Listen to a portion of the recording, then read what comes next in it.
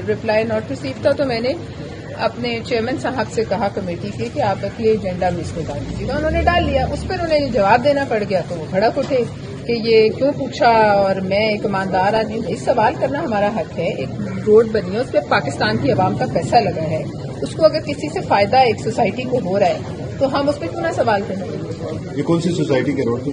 जो भी सोसाइटी है उनकी। अच्छा। तो मैंने सवाल ये किया कि आया ये किसी को फायदा पहुंचाने के लिए तो इस्तेमाल नहीं होगी, अगर है या नहीं है इसका जवाब दे दें। उस पर वो भड़क उठे कि भाई ये किस तरीके से, और वो रोड 10 किलोमीटर के फासले पे जाकर इधर से जुड़ती है जहाँ से हमने कहा। और उन्होंने कहा कि आप सब बेईमान और ब्लैक मेलर इकट्ठे होकर हमसे सवाल करें। पूरे पार्लियामेंटेरियन जी सब बेईमान। उससे पहले उन्होंने कहा नेशनल असेंबली को रेफर किया और कहा कि वहां किसी ने मुझे कहा है कि ये लोग जो हैं ये सोसाइटी, इस मिनिस्ट्री को एक सोसाइटी की तरह चला रहे हैं। उस पर वो भड़के हुए आए और यहाँ आके वो धमकियों पे उतर आए। तो ये है एक रवैया शहबाज शरीफ साहब की काबीना के मेंबरान का, ऐसे मेंबरान का जिनकी पार्टी का किसी को नाम नहीं पता क्या है और कहाँ से आए हैं, लेकिन वो यहाँ आके किसी एसोसिएशन की बेसिस पे समझते हैं कि लोगों को धमका देंगे और लोग डर जाएंगे और अपने सवाल करने के हक से जो है वो पीछे हटेंगे। तो ऐसा नहीं। इस मामले को आप अपनी पार्टी की आला क़यादत से डिस्कस करेंगे? जी जरूर, मुझे उम्मीद है आला क़यादत खुद ही देख चुकी होगी अब तक।